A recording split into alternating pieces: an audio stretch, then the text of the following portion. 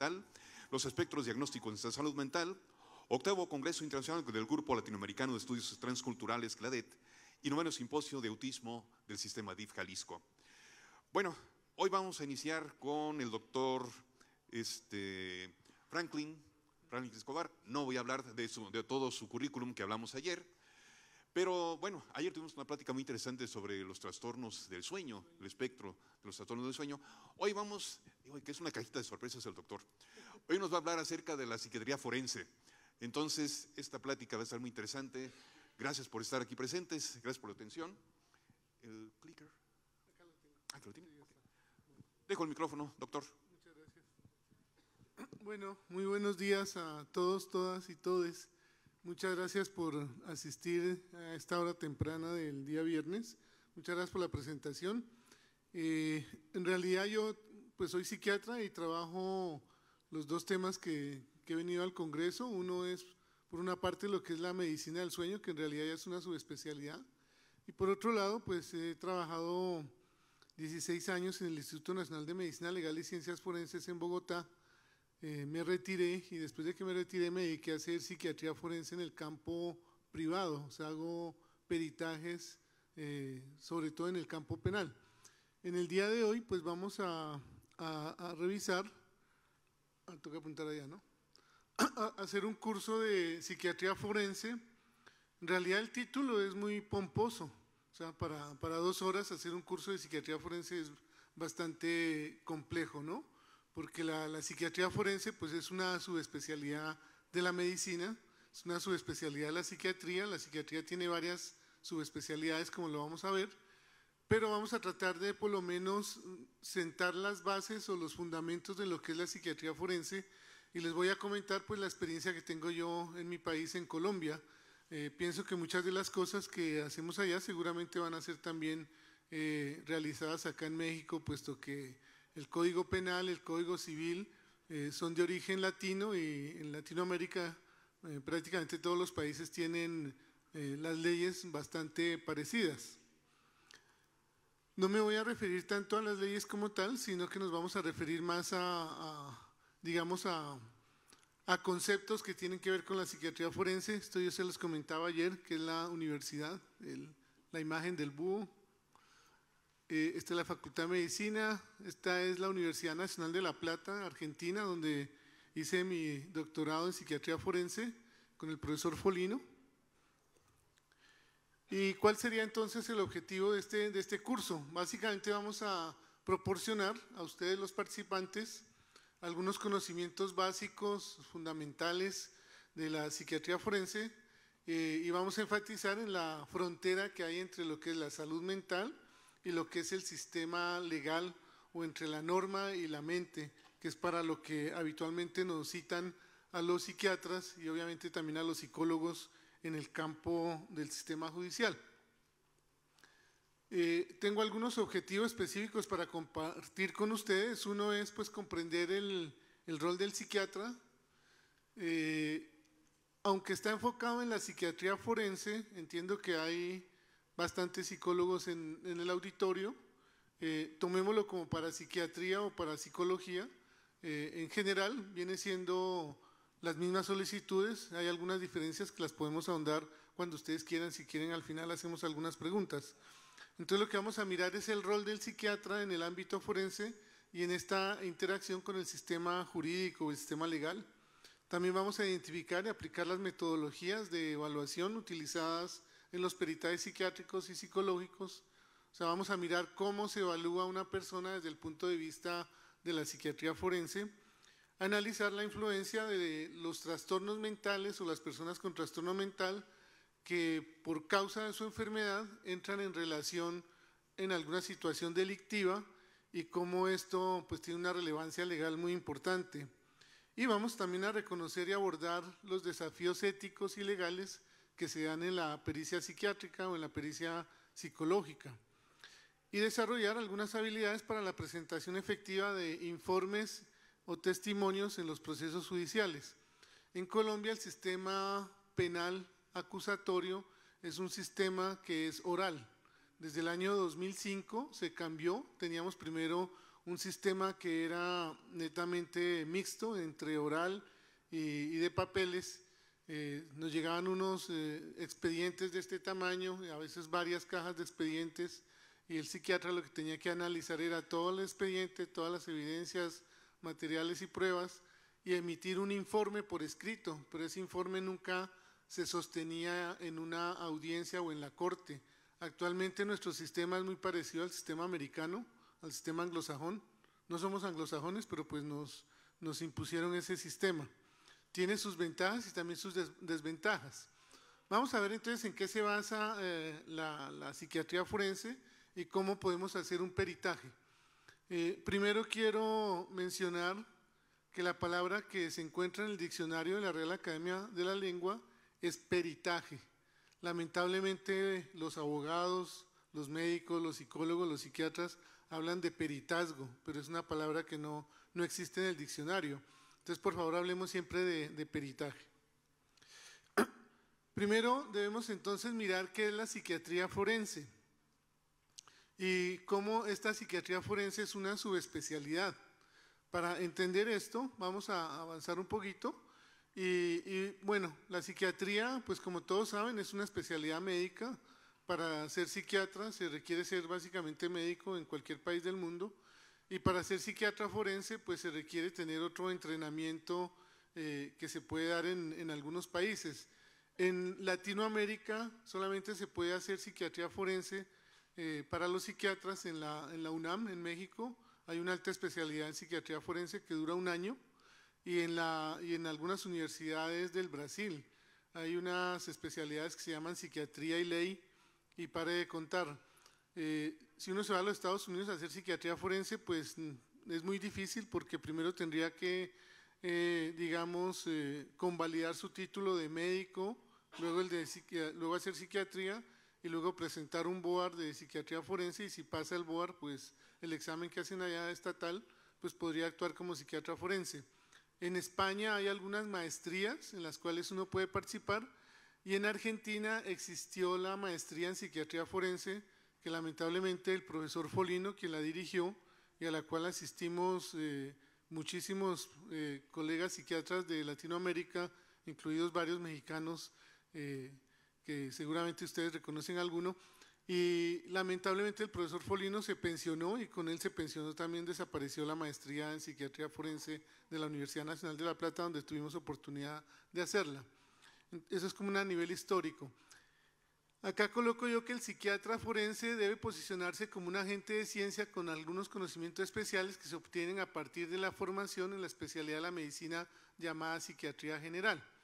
La psiquiatría general o clínica es una especialidad médica que se estudia en las universidades, normalmente 4 años, en algunas universidades son 3 años, y cuando uno ve el currículum de las escuelas de medicina, en general en Latinoamérica, donde se hace psiquiatría, hay una asignatura que se llama psiquiatría forense, y consiste en que el residente de psiquiatría va a alguna institución estatal, a algún sitio donde hacen peritajes y hace una rotación que habitualmente dura 1, 2 o 3 meses a lo mucho, y ese es el entrenamiento que recibe el psiquiatra general.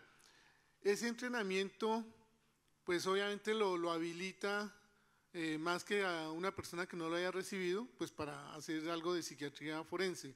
Pero la psiquiatría forense como tal es una subespecialidad. Es igual que, por ejemplo, la psiquiatría infantil o de niños y adolescentes. La psiquiatría de niños y adolescentes, pues es una subespecialidad, o sea, se estudia psiquiatría y luego se estudian 2 años más para ser psiquiatra de niños y adolescentes. Y en el campo de la psiquiatría forense ocurre el mismo fenómeno. Entonces es importante que el psiquiatra forense disponga de una perspectiva amplia de áreas específicas, aunque no se desempeñen algunas de ellas. Vamos a mirar cuáles. Bueno, entonces acá lo importante es saber que es una subespecialidad médica. La psiquiatría tiene varias subespecialidades. Hay psiquiatras que se especializan en adicciones, otros se especializan en psicofarmacología, otros en psicogeriatría, o sea, atienden las personas de la tercera edad, los psiquiatras de niños y adolescentes, y también está la psiquiatría forense. La psiquiatría forense tiene como un cuerpo teórico ya bastante bien conocido, y desde la época de los romanos se empezaron a hacer los primeros dictámenes en psiquiatría forense, por decirlo así. alguien cometió un crimen en la época de los romanos bajo efectos del vino, y entonces vino la discusión de si debería ser juzgado como alguien normal que no había tomado vino, o si debería ser juzgado de otra manera por haber cometido el crimen bajo efectos de un licor. Y desde ahí empiezan a hacerse ya las primeras elucubraciones sobre qué hacer en la relación de la mente con el sistema legal, que es bien interesante. Entonces el psiquiatra forense pues es una subespecialidad médica que incluye trabajo clínico. Esto es bien importante. En algunos países hay un sistema oficial de peritos y no se concibe que el psiquiatra forense esté todo el día haciendo peritajes y se haya alejado de la clínica. La psiquiatría cada día avanza más, cada día hay más aportes de las neurociencias a la psiquiatría, y estos aportes pues también van a la clínica, y si el psiquiatra está sentado en un escritorio haciendo solamente peritajes, con el tiempo se desactualiza. Entonces se requiere que el psiquiatra tenga por lo menos un consultorio donde haga práctica clínica o trabaje medio tiempo haciendo peritajes y el otro medio tiempo haciendo la clínica para no descontextualizarse. Entonces incluye trabajo clínico, estudio científico en las múltiples áreas. O sea, sería muy importante también que el perito investigue, ¿no? Y cuando se va a hacer la acreditación del perito, ustedes se van a dar cuenta por qué es necesario. Y se dedica a la interrelación, como les decía, entre las cuestiones legales y la salud mental, siendo su fundamento matriz la especialidad básica que es la psiquiatría general.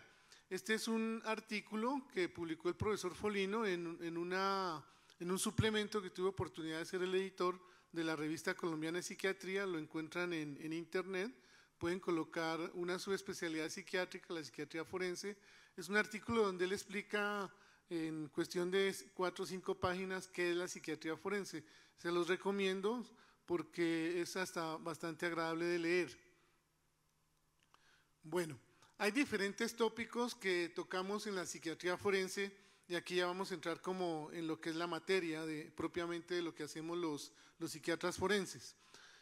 Cada una de estas temáticas que vemos acá nos daría para hacer una conferencia de 1 hora o inclusive hacer un curso, pero pues lo vamos a hacer resumidamente para ustedes. Lo primero que tiene que saber el psiquiatra es que los psiquiatras somos expertos en manejar pacientes violentos o personas agresivas que llegan a un hospital, a un servicio de urgencias. Cuando alguien llega a un servicio de urgencias y está amenazando al personal de salud, coge un atril y empieza a amenazar con el atril, o llega armado, como pueden llegar también, es un problema para el personal de salud, y normalmente la gente sale corriendo a esconderse porque no sabe qué hacer, y por ahí alguna enfermera dice, pues llamen al psiquiatra, que ese es el que puede manejar la situación. Y normalmente los psiquiatras nos entrenamos en manejar personas agresivas en los servicios de urgencias. Entonces es muy importante saber que la violencia es un tema que debemos conocer bastante bien. Y hay un concepto que es importantísimo diferenciar entre lo que es agresión y violencia, porque esto nos permite determinar más adelante algunas causales que tienen los códigos para diferenciar entre lo que es un acto agresivo y un acto violento. Sería interesante, si ustedes quieren participar en la discusión, lo podríamos discutir un momentico, si hay por ahí algún otro micrófono, si alguien quiere definir qué es violencia y alguien quiere definir qué es agresión.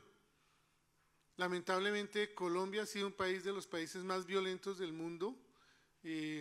Parece que esa epidemia las contagiamos a ustedes. Ahora que estaba acá, prendo las noticias y me entero que hubo una masacre en Sinaloa, que entraron y mataron 8 personas, abalearon a todos los que estaban ahí, que han encontrado aquí en Guadalajara un terreno donde hay cadáveres enterrados, al parecer de gente pues que la han matado también. Entonces debemos conocer lo que es la violencia y distinguirla de la agresión. Son 2 términos muy interesantes y vale la pena si alguien quiere definir violencia. Sí, Doc.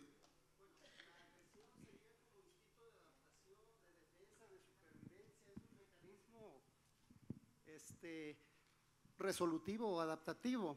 Perfecto. De hecho te da energía para resolver situaciones, y la violencia sería instrumentar intencionalmente el daño de otro. Bueno, usted lo ha hecho una muy buena definición. La agresión es algo instintual. En todas las especies animales hay actos agresivos que se hacen para defender el territorio, defender la prole, defender la pareja, en la cadena predatoria, pues son actos netamente agresivos, ¿no? Cuando un león se devora un antílope ahí en la pradera, pues es un acto muy agresivo. Pero la violencia es una situación que solamente la tenemos los seres humanos. O sea, los animales no son violentos, son agresivos porque tienen que supervivir de alguna manera. Si alguien se mete a su territorio, pues lo defienden. Si alguien va a atacar su prole, pues también la van a defender. Pero el único ser animal que es capaz de organizarse para acabar con otro ser animal de su misma especie es el ser humano. De vez en cuando por ahí hay algunos experimentos que han hecho con algunos monos en cautiverio, que en ocasiones se organizan para acabar con alguno de los monos, alguno de los macacos que hay ahí, pero es algo que se ve no en condiciones normales de los animales, sino en cautiverio. Pero los seres humanos somos los únicos que somos capaces de atacar a otras personas porque son diferentes, porque piensan distinto, porque son de otra religión, porque tienen una identidad sexual distinta, por cuestiones políticas, por cuestiones económicas, religiosas. Entonces nos organizamos para ejercer un poder. Cuando hablamos de violencia, la palabra que está detrás es el poder. O sea, el que ejerce la violencia ejerce un poder sobre el otro. Cuando hay un maltrato de tipo conyugal, donde el hombre es el que ataca a la mujer y la maltrata, la encierra para que no salga el fin de semana a la calle, le quita el celular para que no pueda hablar, o la vigila, la persigue porque es muy celoso, pues son actos de control y está ejerciendo un poder sobre esa otra persona. Entonces es muy importante diferenciar estos dos actos, porque el acto agresivo es un acto, como lo decía el doctor, algo, digamos, adaptativo, es instintual, mientras que este es voluntario y se hace de forma deliberada. O sea, la persona piensa o se organiza para ejercer esa violencia sobre el otro. Entonces es muy importante eso. Dentro del campo de la psiquiatría forense, el dictamen que más se hace en los Estados Unidos es la evaluación de la capacidad psíquica para actuar en un proceso judicial. No conozco bien el sistema penal en México, no sé si ya sea también oral, tengo la idea de que parece que va para allá, pero en los Estados Unidos lo que más se evalúa por los psiquiatras forenses es esto, o sea, una vez que se detiene una persona o hay un testigo o una víctima y hay algunas dudas sobre su competencia mental, o sea, la capacidad de distinguir entre lo que le conviene y no le conviene, la capacidad de razonar respecto a algún evento, hay sospechas por parte de las autoridades de que es una persona que a lo mejor tiene algún problema mental, entonces se requiere a un psiquiatra o a un psicólogo forense para que evalúe la capacidad psíquica. Y la capacidad psíquica es básicamente saber si esa persona tiene competencia mental para actuar en un proceso judicial, bien sea un victimario, bien sea la víctima o sea un testigo, que es lo que habitualmente vemos en el tema penal. En Colombia, este peritaje rara vez lo piden los abogados. Nosotros tenemos ya un sistema que es adversarial, donde la Fiscalía se encarga de investigar los crímenes, los delitos. La Fiscalía tiene un instituto que hace los peritajes, que es el Instituto Nacional de Medicina Legal y Ciencias Forenses. Allí hay todo tipo de científicos o de especialistas, hay psiquiatras, psicólogos, balísticos, grafólogos, patólogos forenses que hacen las autopsias, médicos forenses que hacen los exámenes sexológicos forenses, y es un sistema oficial que lo paga el Estado, y los que trabajan ahí son personas pagadas por el Estado. La defensa, por ejemplo, de una persona que está sindicada o imputada de un delito, la defensa la hace un abogado, y ese abogado tiene que tener su propio equipo de peritos o su propio equipo de investigadores a nivel particular, a nivel privado. Esto ha causado una gran dificultad en nuestro país porque prácticamente la justicia, para el que tiene dinero, pues contrata un bufete de abogados con un montón de abogados especialistas en todas las áreas, y ese bufete de abogados pues tiene un psiquiatra, tiene un balístico, tiene un grafólogo, que son particulares, que hacen la misma función que los oficiales, pero son pagos por la defensa. Si es una persona que no tiene dinero, pues queda fregado porque no tiene cómo pagar un abogado. Los abogados defensores son escasos, los abogados que llaman de oficio son escasos, y son abogados que habitualmente tienen muchísimo trabajo y no tienen tiempo para investigar o apoyar la defensa de alguien. Entonces hay un desbalance que lamentablemente ha ocurrido de esa manera. Entonces les pongo un ejemplo. En cierta oportunidad, un muchacho en Bogotá sale del aeropuerto, cercano al aeropuerto, en su vehículo, y el muchacho avanza como unos 2 o 3 kilómetros, se estrella contra un taxi. En el taxi hay 2 personas. Al estrellarse contra el taxi, las 2 personas que están atrás, son 2 mujeres, salen disparadas por la puerta y caen muertas en el piso. ¿Qué ocurre en este caso? Se detiene al muchacho y cuando se le detiene se encuentra que está pues con una situación emocional muy tremenda, debido pues a que ha matado a 2 personas. Es un joven de 19 años que venía de una fiesta, estaba bajo efectos del alcohol y había consumido alguna sustancia. Entonces los familiares piden que se le haga una evaluación psíquica para ver si debe ser llevado de inmediato a una audiencia que se llama la audiencia de imputación de cargos, que se debe hacer en las primeras 36 horas. Entonces el joven es conducido a una clínica psiquiátrica donde es hospitalizado y permanece hospitalizado 15 días con el diagnóstico de trastorno de estrés postraumático, pues porque igualmente fue muy terrible la situación para él. Durante esos 15 días no va a declarar, porque no está en capacidad, no tiene competencia mental para ir a declarar. Entonces los psiquiatras lo tratan en la clínica. Una vez que se ha mejorado, pues ya puede ir a la primera audiencia de imputación de cargos, que habitualmente se hace la identificación de la persona, se le dice por qué se le va a juzgar o por qué se le va a investigar, y se le dice también si va a quedar con una medida de aseguramiento, que puede ser ir a la cárcel o quedar en restricción domiciliaria en su casa. Entonces, eso es un ejemplo de lo que es la capacidad psíquica. Otra situación que ocurre con mucha frecuencia para los psiquiatras forenses y por qué somos llamados es la evaluación del estado psíquico al momento del hecho delictivo. O sea, muchas personas cometen delitos teniendo un trastorno mental. Habitualmente, las personas que cometen este delito bajo esa situación de enfermedad mental pueden tener una alteración en la capacidad de comprender lo que están haciendo, porque pueden estar bajo un estado delirante o alucinatorio, o tienen una discapacidad en la parte de la autodeterminación, o sea, en la voluntad, en su conducta motora, porque la persona puede entender, pero no es capaz de controlar su impulsividad y eso lo lleva a cometer un delito. Entonces hay que hacer una evaluación de ese estado psíquico de la persona al momento del hecho delictivo, y una vez que se evalúa se puede determinar si tiene las posibilidades de hacer un concepto de defensa por insanía mental. Entonces este término de defensa por insanía mental es quizás el dictamen más importante que se hace en psiquiatría forense y requiere de la participación básicamente de un psiquiatra, porque muchas de las condiciones que dan para defensa por insanía mental, y ya les voy a decir de qué se trata, son condiciones médicas generales, condiciones neurológicas o condiciones psiquiátricas que pueden explicar ese comportamiento de la persona. La defensa por insanía mental es un concepto de los anglosajones que ha sido pues bastante estudiado. Se denomina insanía mental a cualquier trastorno mental grave. O sea, ustedes saben que tenemos la clasificación de los trastornos mentales, que es el DSM-5, el Manual Diagnóstico y Estadístico de los Trastornos Mentales, se ha mencionado acá en este evento científico, y en esta clasificación se describen alrededor de 400 trastornos mentales. No todos los trastornos que están ahí pues son equivalentes a que la persona no tenga capacidad de comprender o autodeterminarse.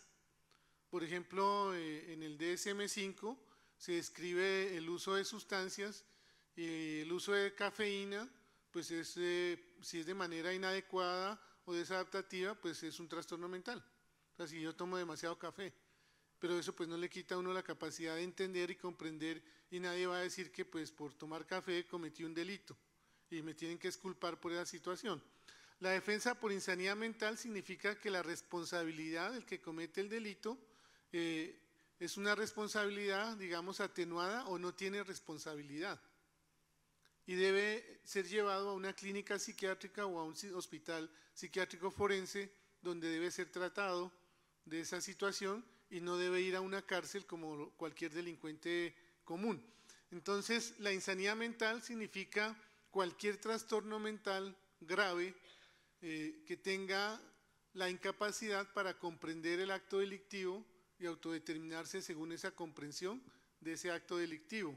O sea, cualquiera de las dos es como la fórmula que está en el Código Penal Latinoamericano, y supongo que acá en México debe ser algo parecido. En nuestro país, en Colombia, pues esa es la fórmula. Se define insanidad mental los trastornos mentales más graves, por ejemplo, un paciente con una esquizofrenia que esté activa en plena crisis psicótica, un trastorno afectivo bipolar en plena manía con psicosis, o una persona con una depresión muy grave, una depresión mayor también con psicosis. O sea, son situaciones que realmente impiden a la persona comprender. Entonces, pongamos un ejemplo. El año pasado tuve oportunidad de hacer valoración de un joven esquizofrénico de 24 años, quien estaba convencido que su mamá estaba poseída por un diablo, por un ser maligno. Y ese ser maligno estaba dentro de la mamá y le hacía tener comportamientos con él que él no quería que fuera así su mamá. Y de un momento a otro pensó en que la podía salvar, cogió un cuchillo y la abrió desde el cuello hasta el pubis para sacarle ese ser maligno que la estaba pues maltratando a ella y maltratando al hijo esquizofrénico. A raíz de eso, pues el muchacho es evaluado por psiquiatras forenses y pues se conceptúa que ese acto fue un acto basado en sus delirios, ¿no? En los delirios que tenía él de que la persona pues estaba invadida o poseída o dentro de él había otra persona que no era su mamá. Y él trató de hacer eso pues por salvar a la mamá dentro de su locura. Y la idea es que pues ese sería un caso de defensa por insanidad mental. Bueno, avanzando un poquito más, tenemos también el concepto de el menor infractor. Este es un tema que también es muy interesante, y hay una convención internacional de los derechos de los niños y los adolescentes que la han firmado muchísimos países. Los países anglosajones no la han firmado, y por eso en Estados Unidos se puede juzgar a niños pequeños de 7, 8 años, o en Inglaterra han condenado a cadena perpetua a niños que han cometido homicidios a los 7, 8, 9 años, ustedes lo saben, pero en Latinoamérica la mayoría de países han firmado esa convención, y entonces los menores de 18 años se consideran que tienen una inimputabilidad.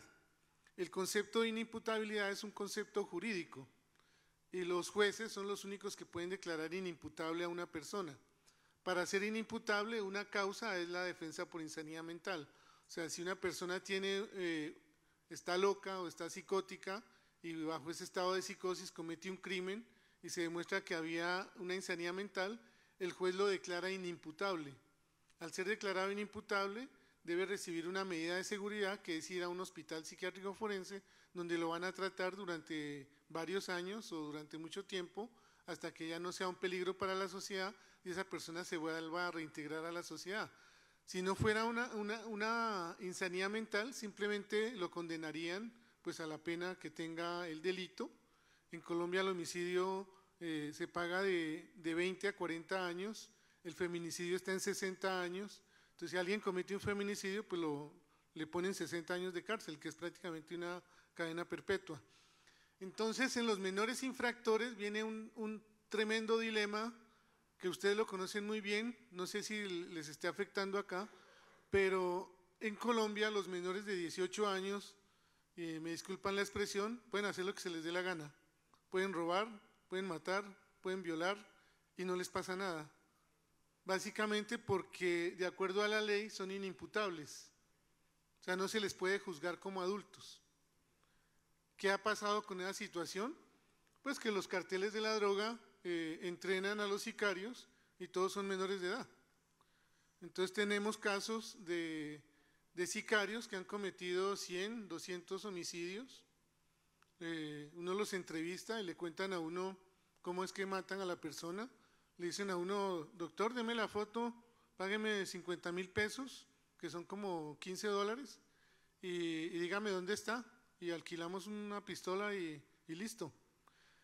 Entonces son personas que pues tienen obviamente un componente antisocial, que la pena máxima que les pueden dar es básicamente ir a un sistema reeducativo que es de puertas abiertas y no pagan por esos crímenes. Es más, si el sicario ha cometido un montón de crímenes, cuando cumple 18 años, por las leyes colombianas se le borran todos los antecedentes.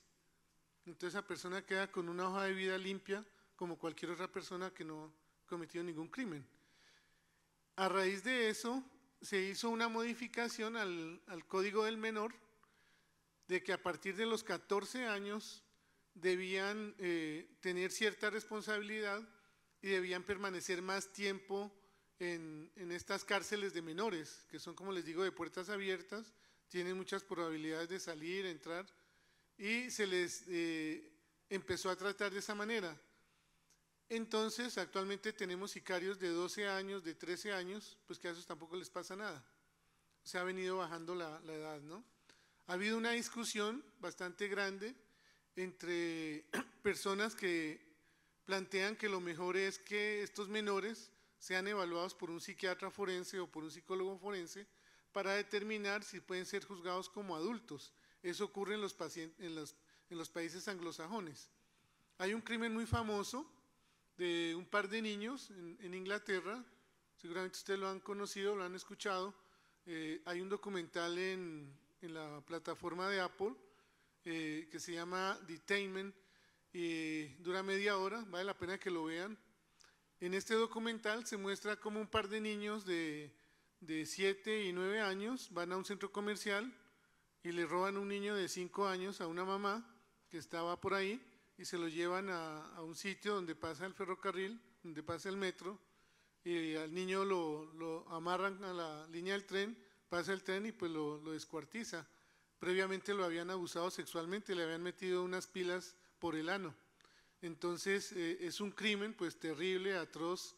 Estos niños fueron evaluados por una psiquiatra infantil forense y consideró que el acto que habían hecho era un acto de tipo adulto, o sea que tenían conocimiento, que tenían deliberadamente habían planeado lo que querían hacer y pues lo habían hecho con dolo, o sea con toda la intención. En esa situación pues a estos niños los condenaron a cadena perpetua. Entonces a uno le puede parecer un horror desde el otro punto de vista de los defensores de los derechos de los menores, pues digamos como decimos en Colombia se despelucan porque pues están condenando a cadena perpetua a un niño y es una situación bastante compleja de discutir. Sin embargo, pues los psiquiatras sabemos que hay niños que desde muy niños pueden ser psicópatas y se pueden de cierta forma identificar. Obviamente es una labor bastante difícil, pero pues se puede hacer. Entonces, que el problema de los menores infractores es esa situación, de que están prácticamente sin castigo para cualquier delito que puedan cometer. No sé si acá en México sea lo mismo, pero ustedes se lo pueden preguntar. Bueno, otro estudio que hacemos los psiquiatras forenses es el estudio del daño psíquico. En muchas situaciones se produce un daño a la persona que puede ser físico o puede ser mental. El daño mental lo llamamos el daño psíquico. ¿Qué significa eso? Que las funciones mentales superiores de la persona han sido afectadas por un factor externo que hace que esa persona cambie su mente, o sea, cambie sus funciones mentales superiores. Pongamos un ejemplo muy sencillo. Una persona que es un ingeniero va por la calle, ¿cierto? Va mirando el celular, se cruza la calle, viene un carro y lo levanta y lo tira 10 metros adelante, el señor se estrella contra el pavimento y se estrella contra la acera, se abre el cerebro y queda un cuarto de cerebro expuesto en el piso. Ese señor es rescatado por una ambulancia, lo llevan a un hospital, entra a una unidad de cuidado intensivo, permanece 6 meses en la unidad de cuidado intensivo, finalmente logra empezar a recuperarse, va la esposa con los hijos a visitarlos y el señor dice, ¿ustedes quiénes son? Yo no los conozco, no sé quiénes serán. Le explican que él era ingeniero y dice, no, pero pues yo no sé en este momento ni siquiera hacer una operación matemática. Significa que sufrió un daño psíquico pues terrible a raíz de ese accidente de tránsito. Eso se llama el daño psíquico en general. También hay daños psíquicos de tipo netamente mental, ¿no? Cuando, por ejemplo, en un caso de violencia intrafamiliar o de violencia conyugal o violencia doméstica, una de las personas le causa al otro a raíz de su actividad violenta sobre la otra persona, le puede causar un trastorno por estrés postraumático, que no es un daño físico como tal, estructural del cerebro, pero sí es un daño de tipo mental. Entonces, ese tipo de situaciones también las valoramos los psiquiatras forenses y se hace un estudio muy juicioso para determinar cómo era la condición mental de la persona antes del evento que se está juzgando o que se está evaluando, cómo estaba esa persona en el momento del evento y cómo quedó la persona después del evento que ocurrió. Entonces ahí podemos establecer el daño psíquico. Habitualmente el daño psíquico pues puede dar para unas lesiones personales que tienen unas penas, o puede dar para las lesiones personales y después abrir un proceso civil en el cual a esas personas se les va a reconocer en dinero pues la situación. Antes de pandemia tuve oportunidad de evaluar a 13 menores de edad, 13 niñas menores de 14 años que habían sido abusadas sexualmente por un profesor de educación física en un colegio público de Bogotá. De las 13 niñas a las que evalué, había 4 niñas que tenían estrés postraumático. Las otras niñas no tenían una alteración mental grave como estas 4 niñas que sí lo tenían. Entonces estas 4 niñas tuvieron el concepto de tener un daño psíquico como consecuencia del abuso sexual al cual habían sido sometidas por este profesor. El profesor pues está condenado, está en la cárcel, pero se abrió un proceso de tipo civil contra la Secretaría de Educación Distrital de Bogotá, que es una entidad pública, pues porque los papás cuando envían a sus hijos a los colegios públicos, pues deben tener la garantía de que no les va a pasar nada. O sea, hay una corresponsabilidad, ¿no? Hay una responsabilidad en que los niños estén bien cuidados. Y en este colegio no ocurrió esa situación, al punto de que fueron pues abusadas sexualmente 13 niñas durante un periodo de tiempo, y pues se hizo toda la investigación y no se había hecho lo que tenían que hacer las autoridades del colegio. Demandaron a la Secretaría de Salud y pues la Secretaría de Salud finalmente fue condenada y tuvieron que pagarle a estas niñas, a sus familias, el daño que había ocurrido y que se puede valorar. Otro tema muy importante en el campo de la psiquiatría forense, estamos mirando básicamente como los conceptos generales que podemos hacer, ¿no? Pero cada concepto de estos pues requiere un estudio juicioso, que lo vamos a mirar ahora un poquito más adelante cómo se puede hacer. Si hay alguna pregunta que ustedes tengan, no sean tímidos, levantan la mano y pues la podemos ir aclarando, o si quieren contribuir en algo, pues bienvenido, doctora. Ahí tiene un micrófono.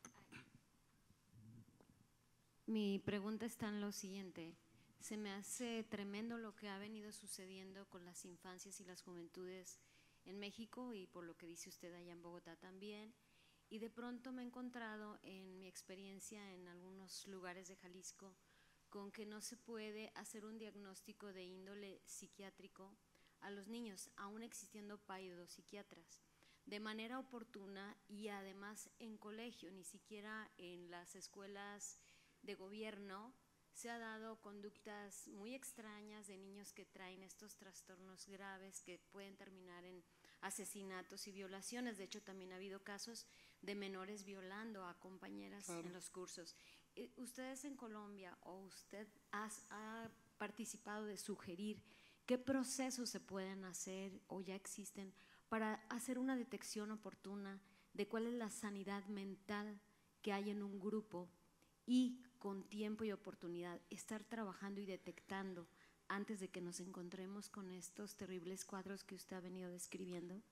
Sí, digamos en la mayoría de colegios públicos en Colombia hay un servicio de psicología y los psicólogos son como los primeros encargados en detectar pues conductas, llamémoslas inadecuadas, impropias, pues por no llamarlas anormales, en los menores de edad.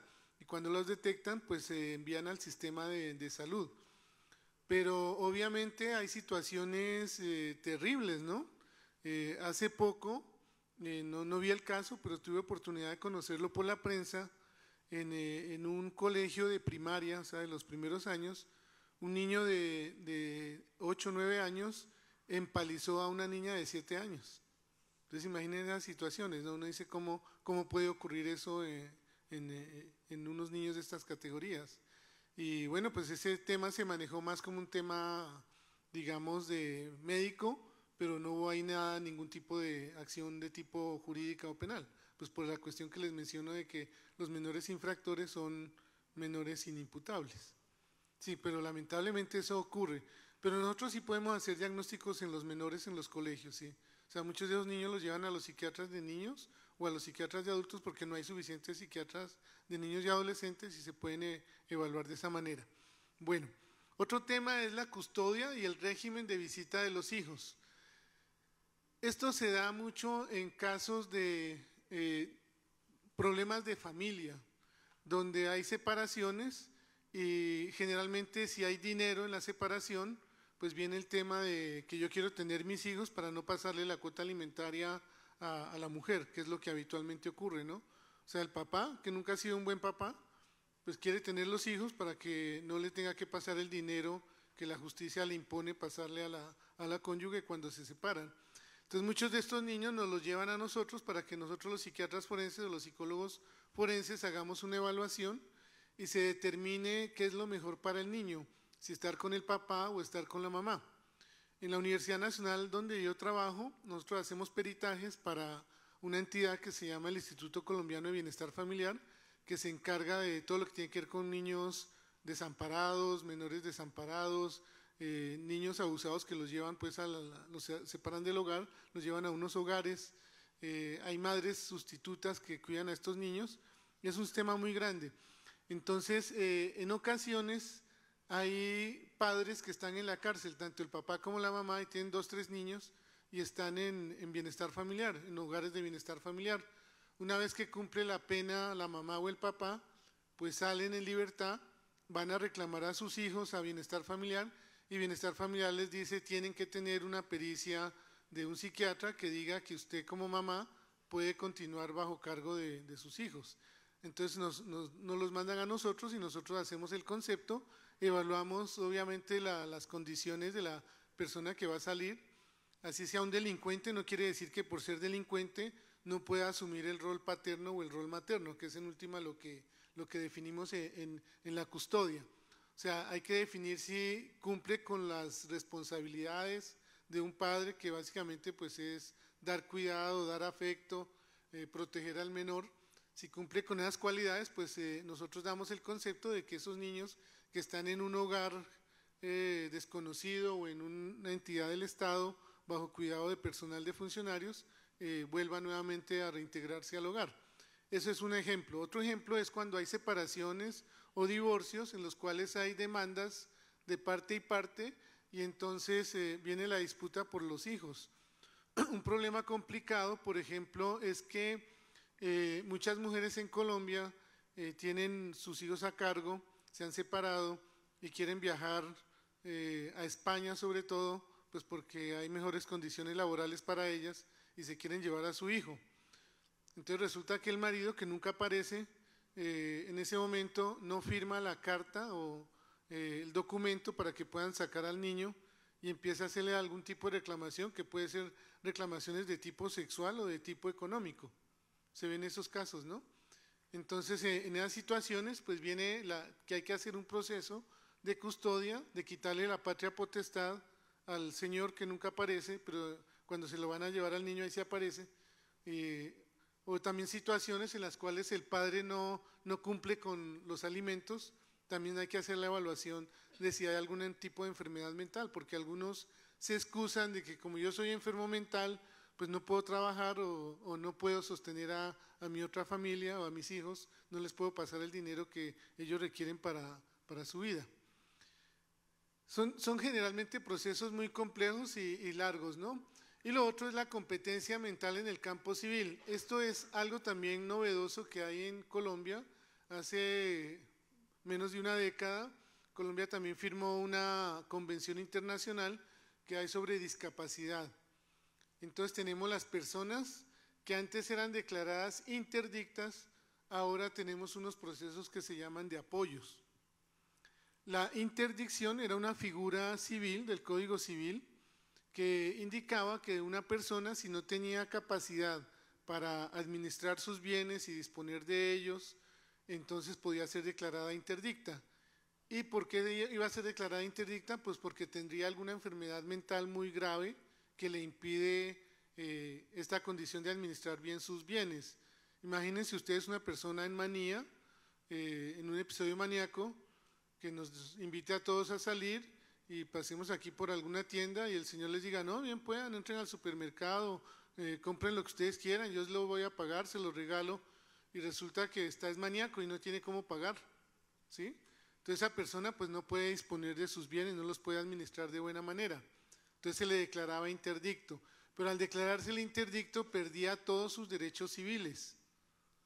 Requería de otra persona que lo representara y la otra persona era la que iba a tomar las decisiones. Entonces muchas personas, por ejemplo, con discapacidad intelectual, lo que antes se llamaba retardo mental, que iban, por ejemplo, a sustituir una pensión, llevaban a su hijo para que se le declarara interdicto para poder recibir la pensión del Estado que le correspondía. Pero el que quedaba como representante era el papá o la mamá. En este momento se ha restituido, digamos, los derechos de las personas con discapacidad mental, porque pues hay otras discapacidades físicas también, pero las personas con discapacidad mental son consideradas con los mismos derechos que los que tienen capacidad mental. La única diferencia está en que los discapacitados mentales que no tienen competencia mental o la tienen parcial, deben ser apoyados por alguien. Ese alguien puede ser un familiar, puede ser un amigo, puede ser un representante legal, puede ser alguien que esa persona escoja de su confianza para que lo represente en los negocios o en los bienes que tenga y tome unas decisiones adecuadas de manera conjunta. Eso es algo novedoso que está ahora en Colombia y la mayoría de psiquiatras recibimos casi todos los días en nuestras consultas personas que van al consultorio con, por ejemplo, alguien que está dilapidando sus bienes. Por ejemplo, hay una situación muy interesante, ¿no?, con los ludópatas. Hay una cantidad de personas de la tercera edad que reciben su pensión y en 2 o 3 días se meten a un casino que queda en la esquina de la casa y se acaba la pensión. Y la viejita que lo viene acompañando durante 40 años, pues se queda sin el mercado. O sea, y eso viene ocurriendo cada mes. Entonces a esas personas se les declaraba interdictos. En este momento, pues toca ponerles un apoyo y tratar de que pues no se gasten todo el dinero y no tengan con qué comer el resto del mes. En esos casos, pues se hace la competencia mental en el campo civil. Generalmente van donde el psiquiatra para que emita un concepto de que esa persona tiene esa discapacidad mental y que debe tener un apoyo para tomar cualquier decisión respecto al manejo del dinero o respecto al manejo de si va a venderse una casa o va a vender un apartamento, un carro, pues tenga como con quién decidir. Ese es un proceso que normalmente es muy rápido, se hace en una notaría, en una declaración normal. Cuando es complicado, porque hay muchísimo dinero de por medio, en ese caso sí van a los juzgados civiles. Y bueno, pues por poner un ejemplo, supongamos que al señor Carlos Slim, pues que ustedes todos lo conocen, ¿no?, le da un Alzheimer. Entonces los hijos quieren ser los apoyos del señor Slim, pero hay una disputa entre el que quiere manejar el dinero y todos quieren manejar el dinero, entonces toca definir a quién se le va a dar el dinero. En ocasiones ocurre que el señor tiene 2 o 3 mujeres y las 2 o 3 mujeres pues quieren demostrar que son las que lo han acompañado toda la vida y ellas son las que quieren manejar el dinero o quieren apoyarlo en su periodo de Alzheimer en manejar el dinero. Entonces en esa situación pues nosotros definimos la competencia mental y ya los jueces son los que definen quién va a ser el apoyo de los varios candidatos que haya, dependiendo del estudio que haya hecho el juez, ¿no? Entonces también es interesante por ese lado. Este es el doctor Jaime Gaviria Tres Palacios, quien fue el que inauguró la sección de psiquiatría forense en medicina legal en Bogotá Con él escribimos un artículo sobre la inimputabilidad en Colombia y los diferentes conceptos. Lo traigo a cotación porque el artículo está en la revista de Medicina Legal de Costa Rica, también lo pueden googlear. Es un artículo donde se define bien cómo es la defensa por insanidad mental, que tiene varias causas. Hay varias figuras jurídicas, varios diagnósticos que se dan en el campo de la psiquiatría forense. Digamos, los psiquiatras forenses tenemos unos diagnósticos que no están en ninguna nosología, no hay una nosología de psiquiatría forense. Pero hay diagnósticos que se manejan. Un diagnóstico es la defensa por insanidad mental, y dentro de la defensa por insanidad mental está, por ejemplo, el trastorno mental permanente, que es una persona que tiene un trastorno mental que ya es crónico, que le va a durar toda la vida, que no va a mejorar, como por ejemplo un esquizofrénico crónico, deteriorado. También hay el trastorno mental transitorio, que son personas que consumen alguna sustancia y bajo el efecto de la sustancia cometieron el crimen, pero una vez que pasa el efecto de la sustancia la persona está normal, pero cuando consumió la sustancia estaba en un estado psicótico que lo llevó a cometer el crimen. Se llama un trastorno mental transitorio. Y está la figura de la inmadurez psicológica, que se refiere a todas las personas que no han alcanzado, digamos, la capacidad de comprender y autodeterminarse porque tienen una alteración en su desarrollo, en su neurodesarrollo. Y generalmente son personas que tienen discapacidad intelectual o lo que antes llamábamos retardo mental. Bueno, también les quiero recomendar la tesis doctoral que tuve oportunidad de hacer. A los que les interese la evaluación de jóvenes infractores, yo hice un estudio multimétodo, cualitativo y cuantitativo, sobre jóvenes que cometían homicidios en Bogotá. Es una serie de 83 casos de sicarios y sicarias, porque hubo varias mujeres, y pues está publicado en la página web de la Universidad Nacional de La Plata. Ahí evaluamos 43 variables y encontramos datos muy interesantes. Por ejemplo, que los chicos que más fácilmente cometían homicidio eran los chicos que pertenecían a pandillas, que tenían disponibilidad de armas, que consumían sustancias psicoactivas y tenían marcas corporales y un marcador biológico que era la frecuencia cardíaca baja, que es algo de los que les voy a hablar un poquito más adelante. Bueno, seguimos mirando otra serie de tópicos que evaluamos en la psiquiatría forense.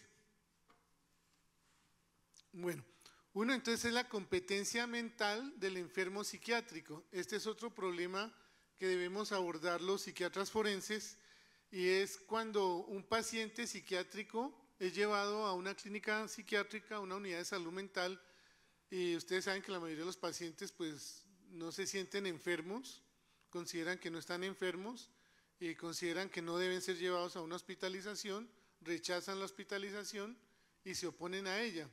Entonces el psiquiatra es el que tiene que evaluar si tiene competencia mental para darse cuenta de lo que está sucediendo o no. Puede darse el caso, por ejemplo, de una persona que tiene intenciones suicidas y tiene competencia mental, no se puede hospitalizar. O sea, porque pues las personas tienen derecho a suicidarse. Entonces uno no podría hospitalizar a alguien en contra de su voluntad, porque si lo ingresa en contra de su voluntad teniendo competencia mental, el psiquiatra puede ser demandado por secuestro. Y en Colombia ha habido demandas por secuestro simple contra algunos psiquiatras que han hospitalizado personas que tienen competencia mental, pero que pues no querían ser hospitalizadas. Entonces es un problema que los psiquiatras tenemos que evaluar todo el tiempo. Cada vez que llega un paciente para hospitalización, si el paciente está psicótico y no tiene competencia mental, pues uno acude a los familiares o al acudiente o a la persona que lo haya llevado. Si no tiene familiares, en nuestro país acudimos a la Defensoría del Pueblo, que tiene unas personas que se llaman personeros, y el personero es el que autoriza la hospitalización, porque pues hay algún riesgo de agresión o de autoagresión. En psiquiatría tenemos la situación de que somos diferentes a otras especialidades médicas. Por ejemplo, si alguien sufre un infarto, pues el cardiólogo lo hospitaliza porque tiene un infarto y se hospitaliza por un diagnóstico. Pero si el paciente sufre un pequeño desmayo, pues no lo va a hospitalizar porque no merece. Pero en psiquiatría nosotros no hospitalizamos por el diagnóstico. O sea, no hospitalizamos al paciente porque tenga esquizofrenia o tenga un trastorno afectivo bipolar o un trastorno de personalidad, sino que los hospitalizamos por los riesgos que tiene el paciente. O sea, el riesgo de hacerle daño a los demás, el riesgo de hacerse el mismo daño o el riesgo de dañar su entorno. O sea, hay pacientes, hace poco vimos un paciente que estaba acumulando basura en un edificio de 17 pisos, él vivía en el 8º piso y traía toda la basura, estaba acumulando basura y le dio por prenderle candela y incendió el edificio. Entonces, pues son situaciones en que ponen en riesgo las condiciones de otras personas. Entonces, por esa situación, pues es necesario hospitalizar, pero ahí toca evaluar si el paciente tiene competencia mental o no.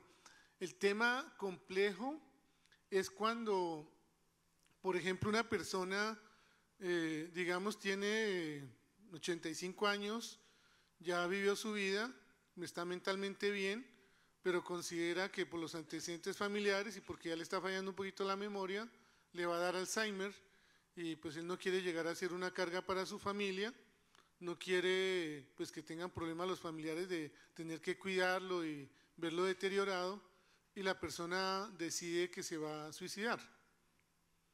Y los familiares, al enterarse, pues lo llevan a una clínica psiquiátrica para que lo traten y eviten que se suicide. Pero esta persona en esas condiciones tiene competencia mental, o sea, es una decisión de su vida. En esos casos, pues los psiquiatras no podemos hospitalizarlo en contra de su voluntad. Son temas que tienen que ver también con la ética, ¿no? Cuando hay situaciones así de difíciles, lo mejor es que la decisión no la tome solamente el psiquiatra, sino que el psiquiatra acuda a otros psiquiatras, comente el caso, si es el caso acuda a un equipo y el equipo decida junto con la familia qué se va a hacer. Pero en este caso pues no lo podríamos hospitalizar y el señor pues tiene todo derecho a irse a su casa.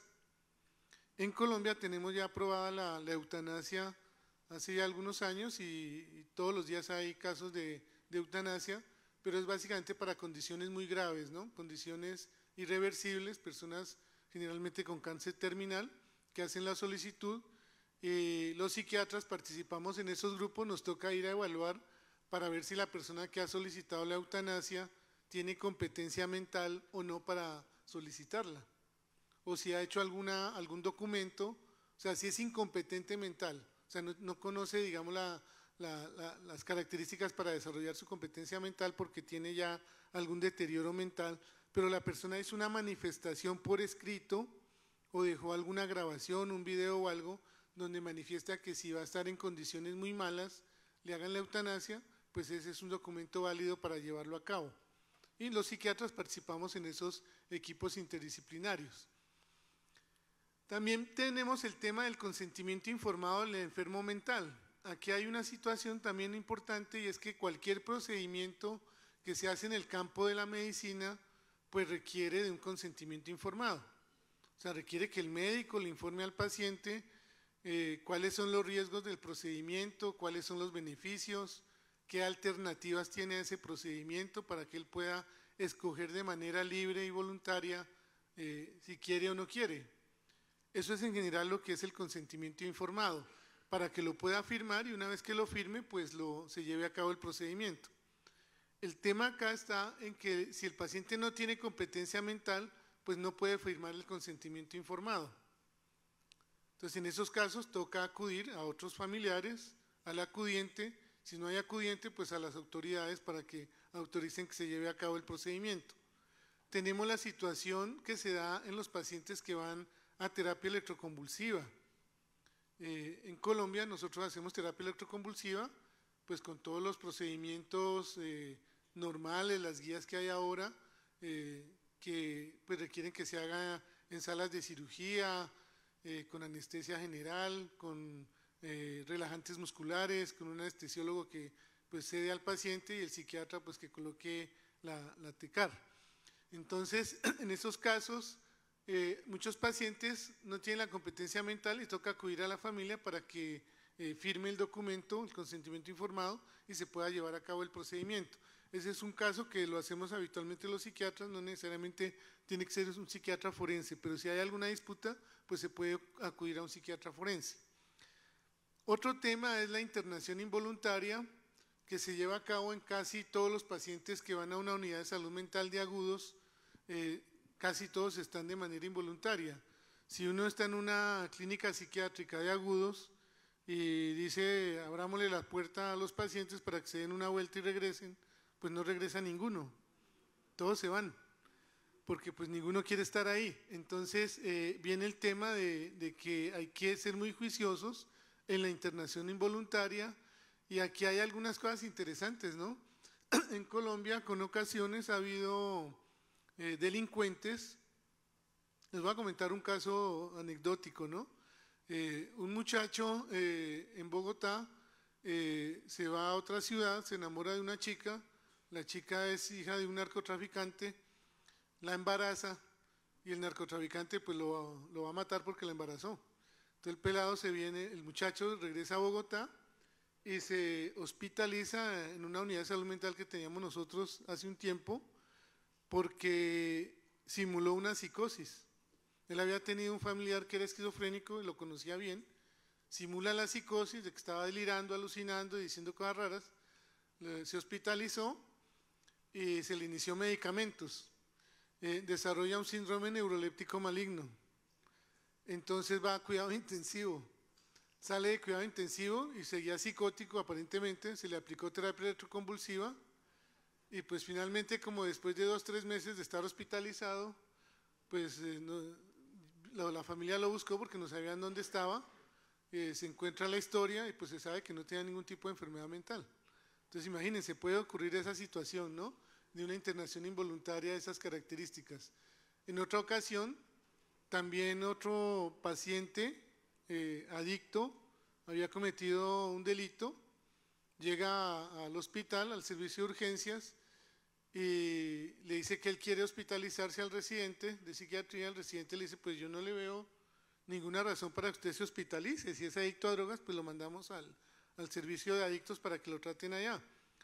Pero entonces él saca un cuchillo, se lo pone en el cuello al residente y le dice, no, es que yo quiero que me hospitalice. Entonces el residente, con buen criterio, pues lo hospitalizó, hizo las órdenes médicas y lo hospitalizó. Eso ocurrió un fin de semana. El día lunes que se presentó en la revista al paciente, pues el profesor ya sabía el tema y delante del paciente le dice, señorita enfermera, tráigame la lista que reportamos los pacientes del fin de semana nuevos a la policía. Y pues trajeron una lista, él la firmó y el paciente 1 hora más tarde se fugó de la unidad de salud mental por una ventana. O sea, puede haber ese tipo de internaciones involuntarias, ¿no?, que ocurren en nuestra profesión. O sea, si el ingreso es un problema, el egreso también es un problema. O sea, los psiquiatras, cuando damos salida a un paciente, pues tenemos que estar seguros de que los riesgos de agresión, de autoagresión o de agredir al medio ambiente, a su entorno, pues haya disminuido, que tenga una buena red de apoyo familiar o social por lo menos, y que no vaya a cometer algún acto violento. Ese es un tema que hay que considerar en cada vez que se va a dar salida a un paciente, y pues también es una situación de demandas contra los psiquiatras, que en ocasiones hay que evaluarlas muy bien, ¿no?, porque ha habido casos en que el paciente sale y se suicida a los pocos días y pues viene la demanda contra el psiquiatra, contra la unidad de salud mental o contra el hospital, o el paciente sale y comete un crimen y pues es un problema. Si ustedes recuerdan, hay un caso muy famoso de un muchacho en los Estados Unidos que tenía el pelo así de color como verde, que se metió a un teatro en el estreno de Batman, sacó un arma y todos los que estaban en el teatro los mató como a 20 personas. Seguramente lo han escuchado. Ese caso se investigó y fueron donde el psiquiatra que trataba a ese joven y encontraron en un allanamiento que le hicieron al consultorio de la psiquiatra un cuaderno que el joven le había llevado a la psiquiatra donde describía cómo era que iba a ser el crimen. La psiquiatra recibió el cuaderno y pues lo metió en un cajón, nunca lo leyó y no lo reportó. A esa psiquiatra le quitaron la licencia en los Estados Unidos debido a esa situación.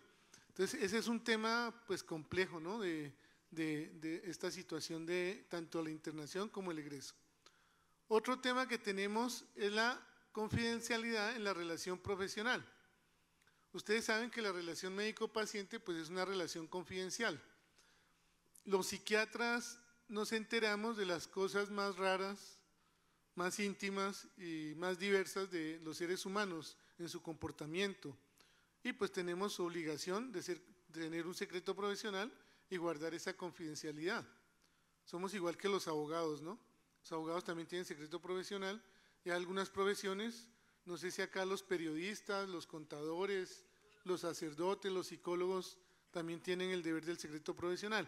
O sea, es muy importante no violar el secreto profesional, pero vamos a ver que en el caso de la psiquiatría forense y en las actividades que nosotros hacemos es diferente, pero lo traigo acá para que lo consideremos inicialmente. También está en juego la responsabilidad profesional del psiquiatra y los psiquiatras pueden ser demandados básicamente por suicidios, pacientes que se suicidan, pacientes violentos que cometen crímenes, por interacciones con los medicamentos y también desafortunadamente por relaciones sexuales entre psiquiatras y pacientes que se puede dar y están descritas, ¿no? Son como las principales causas de juzgar a un psiquiatra por su responsabilidad profesional. Y hay demandas médico-legales a los miembros del equipo de salud mental. En este caso, a las que más demandan o a los que más demandan son a las enfermeras y a los enfermeros porque toman decisiones de inmovilizar pacientes, no por indicación médica del psiquiatra, sino como una forma de castigo. O sea, si el paciente está por ahí molestando o está muy hiperactivo, simplemente la jefe de enfermería le dice a las auxiliares, amarre ese paciente o inmovilícelo, y lo inmovilizan sin tener una orden médica. Y el procedimiento de inmovilización o de restricción física es un procedimiento pues que es médico, y el médico es el que debe dar la orden para que se lleve a cabo o no, y tiene una serie de indicaciones, de tiempos. No se puede dejar inmovilizado a un paciente una semana, ni varios días, y también hay que saber hacer bien la inmovilización. Entonces puede ser un tema para demandas médico-legales, y también es un tema de cuando el personal de enfermería o el personal que trabaja en la institución psiquiátrica comete abuso sexual con los pacientes. En Bogotá, hace un par de años, se descubrió que un auxiliar de enfermería había abusado sexualmente de alrededor de unas 15 pacientes en una unidad de salud mental. Y terminó siendo reconocido el tema porque embarazó a una paciente maníaco-depresiva que estaba en plena manía hipersexual, y este tipo aprovechaba esas situaciones para abusar de las pacientes. Obviamente pues está preso y está en situación legal, ¿no? Bueno, este es otro artículo que básicamente revisa los aspectos de cuándo se va a examinar a una persona que tiene un problema mental por haber cometido un delito. Entonces viene el profesor Folino, con quien me entrené en psiquiatría forense y quien era quien dirigía la maestría en psiquiatría forense. Entonces, básicamente en este artículo lo que discutimos es si una persona puede ser sometida a un examen psiquiátrico en contra de su voluntad. ¿Qué opinan ustedes? O un examen psicológico forense. Si quieren pensar y alguien opina mientras me tomo un traguito de agua.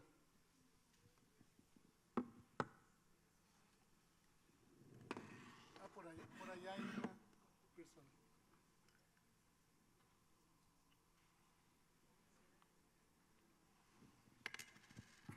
Gracias, maestro. Muy interesante todo lo que nos está compartiendo, sus conocimientos.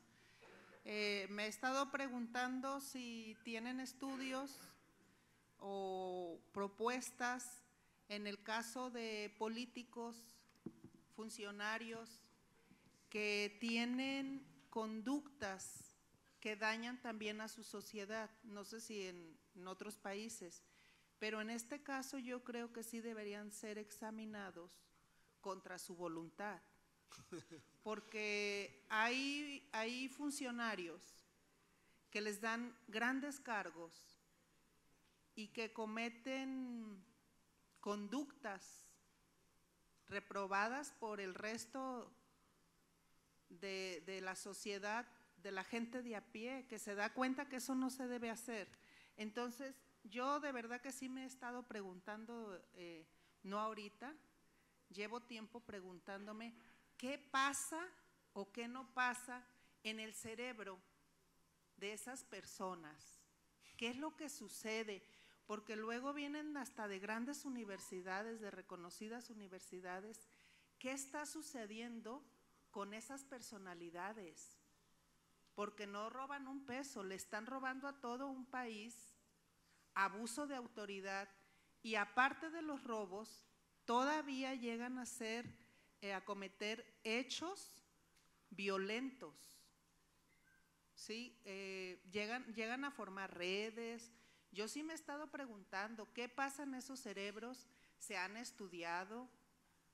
Aquí sí debería de ser, para mi punto de vista, obligatorio y casi hacer ya normatividades de estándares que deberían de cumplir antes de ocupar un cargo, porque ante este proceso de descomposición social que tenemos, pues se supone que tenemos autoridades. Yo sí me estoy preguntando mucho esta parte. Sí, es una muy buena inquietud la que usted tiene. Y pues ojalá todos los, digamos, servidores públicos en Colombia, en México, en toda Latinoamérica, tuvieran una evaluación como la que usted solicita. Lamentablemente no se puede hacer, ¿no? Porque pues no es obligatoria y eso llevaría también a muchas situaciones complejas, ¿no? Pero lo que sí vamos a ver antes de que termine la media hora que nos queda, porque creo que voy como por la mitad, pero sí vamos a hablar un poquito de un trastorno que se llama el trastorno antisocial de personalidad, que es básicamente la persona que usted describe, que tiene esas características. Y hay algunos instrumentos con los cuales podemos identificar. Pero bueno, en este artículo lo que discutíamos era si a un paciente que se niega a un examen psiquiátrico se le puede obligar a hacer un examen psiquiátrico. La respuesta es que no, ¿no? O sea, no podemos obligar a nadie a ser examinado, igual que si a una persona le solicitan una alcoholemia, pues no lo podemos obligar a sacarle sangre para demostrar si está bajo efectos del alcohol en esa situación o no, porque eso es pues violatorio de los derechos humanos. Bueno, algo muy importante que debemos tener en cuenta en la evaluación de las personas que van a una evaluación psiquiátrica forense es que no se trata de una relación médico-paciente. En la relación médico-paciente lo fundamental es el secreto profesional y la confidencialidad. En la relación psiquiatra forense examinado, o sea, los psiquiatras forenses no vemos pacientes, porque no son nuestros pacientes, no van en busca de ayuda, son examinados o peritados, o periciados también se puede decir.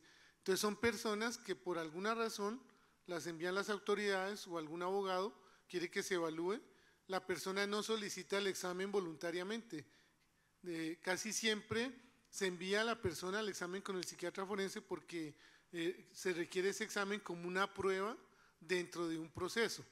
Entonces es muy importante eso. El psiquiatra forense no está para desarrollar un rol terapéutico, o sea, no formula medicamentos al que va a ir, ni le dice haga psicoterapia o hospitalícese, no. O sea, eso no es función del psiquiatra forense, su función es auxiliar a la justicia en aclarar algún tipo de fenómeno que se puede estar produciendo. Entonces tenemos que entrar a hablar entonces de lo que es la confiabilidad en la evaluación psiquiátrica y la confidencialidad. Este es otro artículo que si lo quieren googlear lo pueden mirar. Y vamos a ver entonces qué clase de relación es la relación pericial.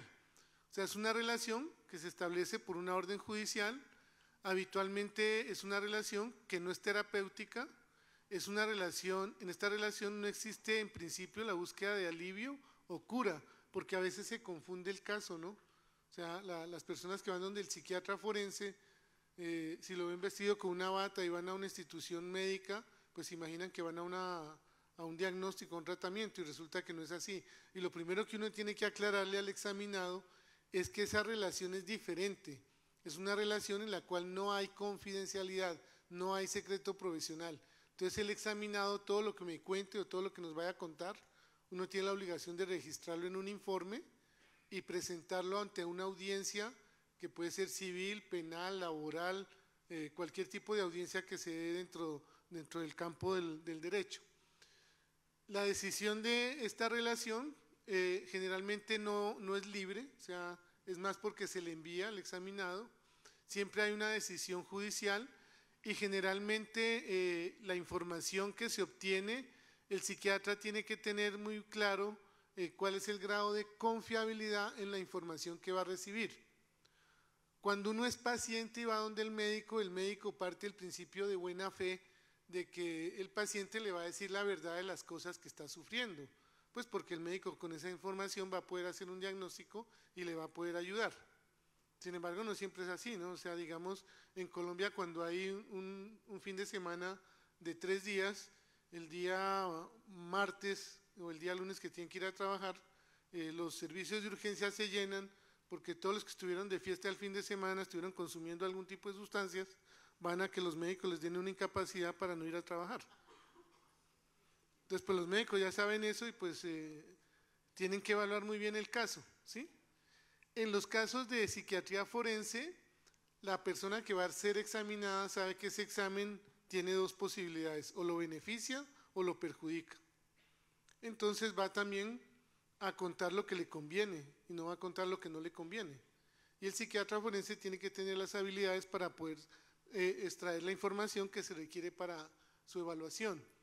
Esto tiene los aspectos éticos de cualquier acto médico, o sea, el psiquiatra forense es un médico, tiene que responder ante los códigos de ética médica de cada país y pues tiene que cumplir con esa normatividad. Voy a adelantar un poquito más rápido para poder alcanzar.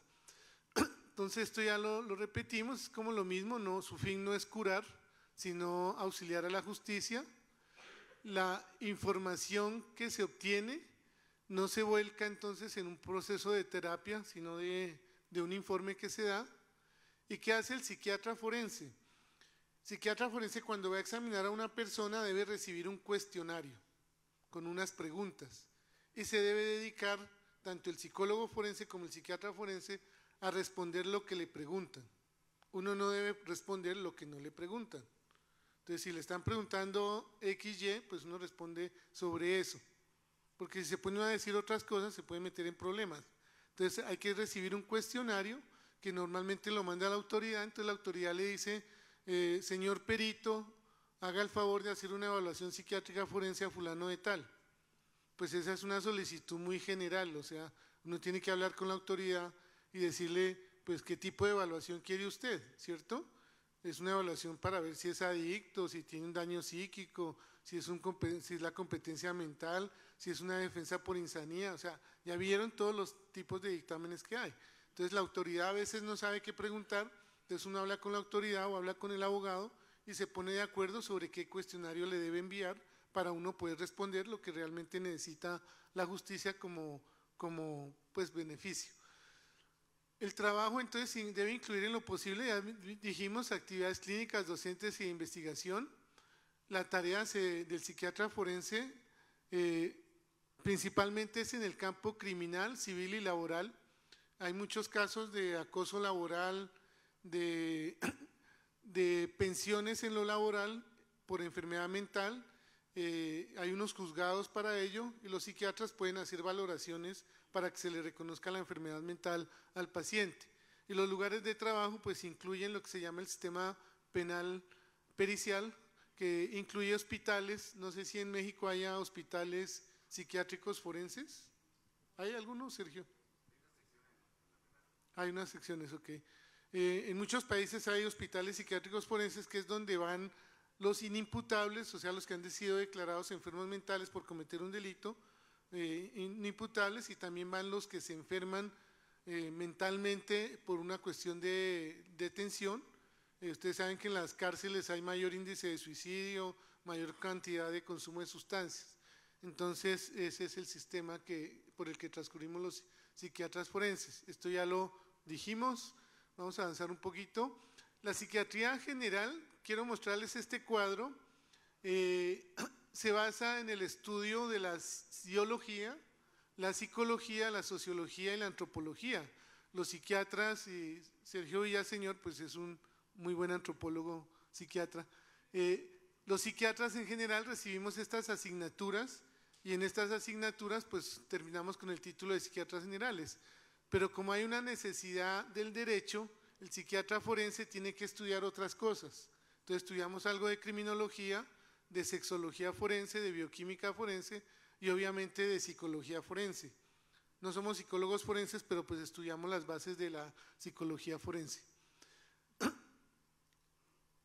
Además, es muy importante también tener conocimientos de epidemiología, porque el comportamiento pues, se puede estudiar, se puede cuantificar, el comportamiento criminal, se pueden hacer estudios. Hay estudios que se hacen sobre, por ejemplo, la tasa de recidiva criminal o la tasa de recaída criminal, o sea, saber cuál es la posibilidad de que una persona que ha estado detenida por cometer un crimen, cuando sale a la calle vuelva a cometer el crimen.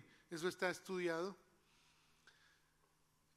Una cosa muy importante del que quiere ser perito, tanto psiquiatra como psicólogo, es la acreditación del perito. Y lo primero que le preguntan a uno cuando va uno a una audiencia es lo siguiente. O sea, le van a preguntar, ¿usted qué títulos tiene? Si es médico, si es especialista, si ha estudiado algo en el campo de la psiquiatría forense o la psicología forense, si tiene un título en este campo, si tiene publicaciones, si ha publicado libros, cuántos peritajes ha hecho, en cuántas audiencias ha participado. Entonces, todo esto es lo que se llama la acreditación del perito y generalmente la contraparte, si usted no tiene, hay una pregunta por allá, si usted no tiene la posibilidad de tener acreditación, lo pueden desacreditar. O sea, si no tiene la experiencia, la contraparte puede decir, usted no puede ser perito, y entonces lo desacreditan y no puede participar. Sí, doctora. Hola, buenos días.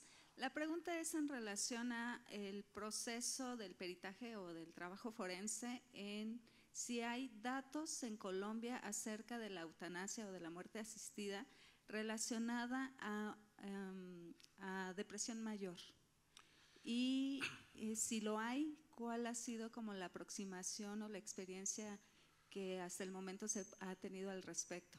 Y de lo que comentaba la compañera, nada más quisiera hacer un paréntesis. Ojalá que no se les imputara a quienes en algún momento se les hiciera esa evaluación, porque entonces caeríamos en este tema donde pues por ahí se escabullen muchas de las personas a través de procesos legales, ¿no? Pero eso es como harina de otro costal. Me gustaría saber acerca de la muerte asistida. Sí, muchas gracias por la pregunta.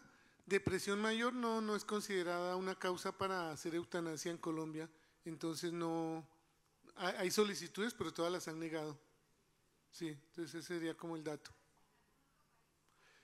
Entiendo que en los países que tienen como más adelanto en este tema, que es Holanda, allá sí hay solicitudes de pacientes con depresiones mayores, de esas refractarias con un riesgo de suicidio muy alto, que sí han aprobado casos de eutanasia. Igualmente en psicópatas, ¿no? Que es como el campo de la psiquiatría. Pero creo que solamente allá, no conozco nada más. Entonces el perito debería acreditar este tipo de capacitaciones y demostrarlo, ¿no? No es solamente decirlo, sino que puede ser demostrado. Bueno, este es el sistema pericial que existe, ya lo miramos. Y quiero mencionar esto porque ya se nos está acabando el tiempo. ¿Cuáles son los roles que desempeña el psiquiatra forense? Porque son muy importantes. Un rol es el de perito. O sea, el perito es el que examina a otra persona y emite un concepto sobre esa persona y va y lo sustenta en una audiencia pública. El perito refutador es un perito que refuta a otro perito. Ese es el trabajo que yo más hago en Colombia. O sea, están los peritos oficiales del Instituto Nacional de Medicina Legal, que tienen muchísimo trabajo, que hacen muchísimos peritajes, y a mí me contratan habitualmente bufetes de abogados para que refute algún perito de medicina legal porque consideran que el peritaje pues tiene fallas, tiene errores o se puede dar otro concepto diferente al que dio el perito. Entonces ese es el rol de perito refutador. Uno habitualmente coge toma el informe del otro perito y con una lupa lo examina para ver qué errores cometió, si se ajustó a las guías que hay para hacer las pericias, y como dicen habitualmente, pues uno le da toda la madera que pueda para tumbar el otro peritaje, porque para eso lo contrataron. Por eso es un sistema adversarial. Otro rol es el de asesor. Bueno, en el caso del perito, en este caso hay confidencialidad, hay reserva sumarial hasta que se va al proceso, o sea, uno no puede andar contando lo que hizo, y el perito refutador también tiene reserva sumarial hasta que llegan a la audiencia de juicio. En el caso del asesor, existe la confidencialidad porque el psiquiatra forense en este caso es contratado por un bufete de abogados, también la fiscalía puede contratar otros peritos, para que asesoren el caso, para que ayuden a los abogados en lo que se llama la teoría del caso, o sea, en estructurar la defensa. Este es el rol, digamos, más agradable, pues porque le pagan a uno bastante y fuera de eso uno no se compromete. O sea, uno no tiene que firmar ningún papel, no tiene que ir a ninguna audiencia, ni tiene que responder ningún cuestionario, simplemente se reúne con los abogados y uno puede hacer los cuestionarios para que interroguen a la contraparte, para que interroguen al psicólogo, para que interroguen al otro psiquiatra, y es un trabajo que puede durar un buen tiempo.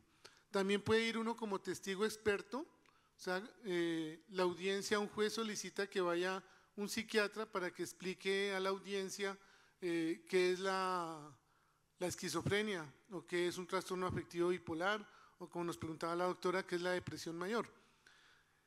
Y otro rol es el del perfilador criminal. El psiquiatra forense generalmente trabaja con alguna institución de investigación criminal, en Colombia es la Fiscalía o la Policía Judicial, y este psiquiatra se encarga de ir a las escenas de los crímenes y ver si es una escena de crimen psicótica, pues como muy rara, y determinar si eso pudo haber sido cometido por un asesino serial o por un asesino múltiple o un delincuente común. Entonces el perfilador criminal tiene esa capacidad y es básicamente el que se encarga de estudiar a los asesinos seriales. Ese es otro rol, que es un rol más de investigación criminal. Bueno, entonces en el fuero de lo criminal ya vimos que el psiquiatra está listo para determinar pues la capacidad para declarar en la corte. Cuando hay una víctima, pues también está listo para evaluar a la víctima. Hay víctimas que a veces denuncian muchas cosas y hay personas, en un centro judicial en Bogotá, hay una persona que ya está reconocida porque ha hecho alrededor de más de 200 demandas, ha demandado al portero del centro judicial, a todos los abogados, a todos los peritos, a los jueces, fiscales, a los vecinos, a los familiares, y es una persona que cada semana va a poner una demanda, y demandas de tipo penal, de tipo civil. Esas personas pues son necesariamente, hay que evaluarlas para ver si tienen algún trastorno mental que las lleve a hacer ese tipo de denuncias, no es raro. Aquí veíamos pues que quiero mencionar este caso y es el de la peligrosidad. La mayoría de nuestros códigos de procedimiento penal y penal en Latinoamérica consideran que la peligrosidad pues no es un tema que se debe evaluar como en el campo anglosajón, pero existe un instrumento que se llama el HCR20 que es muy interesante porque evalúa la capacidad que tiene una persona en el futuro para ser peligrosa. Yo normalmente lo llamo como un peligrosómetro, o sea, como si tuviera un termómetro para medir qué tan peligroso es alguien. Les recomiendo leer la HCR20, no sé si estará validada en México, pero es un instrumento muy valioso, está validada en Argentina, se podría utilizar la versión argentina, y nos permite evaluar qué tan peligrosa va a ser esa persona en el futuro. En Colombia nosotros lo utilizamos para cuando alguien está en la cárcel y solicita que ya va a cumplir la pena y solicita a un juez que le dé libertad porque está por cumplir la pena, entonces se evalúa con el HCR20. Lo otro que debemos evaluar es la PCLR, que es tal vez para la pregunta de la doctora que nos mencionaba de su interés por que evalúen a los políticos. Entonces uno podría utilizar la PCLR, que es otro instrumento que se llama la escala o la lista de chequeo de psicopatía revisada de un psicólogo canadiense que es el doctor Robert Hare. Es un instrumento que hay que entrenarse, hay que acreditarse y lo pueden aplicar psicólogos y psiquiatras y nos da un puntaje. Ese puntaje determina si la persona es normal, si es antisocial o es un psicópata. O sea, entre más alto el puntaje, más probabilidades es de que tenga una psicopatía. Entonces, aunque parece sencilla, pues es una escala, un instrumento que se puede utilizar. Con frecuencia yo lo utilizo para cuando hago evaluaciones para determinar si una persona es un antisocial o un psicópata. Hicimos un estudio que también se lo recomiendo, está en el repositorio de la Universidad Nacional, ustedes lo pueden googlear con el nombre de la doctora. Y el estudio consistió en que evaluamos alrededor de 400 condenados por diferentes delitos y queríamos saber cuál era la frecuencia de trastorno antisocial de personalidad y psicopatía. Lo que encontramos es lo que se encuentra en casi todas las cárceles y en otros estudios del mundo. 74.5% de los que estaban ahí detenidos y ya condenados tienen un trastorno antisocial de personalidad y el 15% son psicópatas. Una cosa interesante de este estudio fue que evaluamos la frecuencia cardíaca como un marcador biológico y los psicópatas todos tenían la frecuencia cardíaca baja, o sea, alrededor de 50 latidos por minuto, que es un marcador biológico que se viene estudiando en los últimos tiempos. No quiere decir que todo el que tiene la frecuencia cardíaca baja pues sea un psicópata, ¿no? hay que aclararlo, porque hay muchas personas que practican deporte y pues tienen la frecuencia cardíaca baja, pero esto en este caso sí nos dio estadísticamente significativo. Bueno, otras evaluaciones que hacemos son las de perturbación psíquica. Esto, bueno, se ve en los casos que habíamos hablado del daño psíquico, sino esto es en lo penal. También evaluamos enfermedad mental en familiares dependientes de condenados.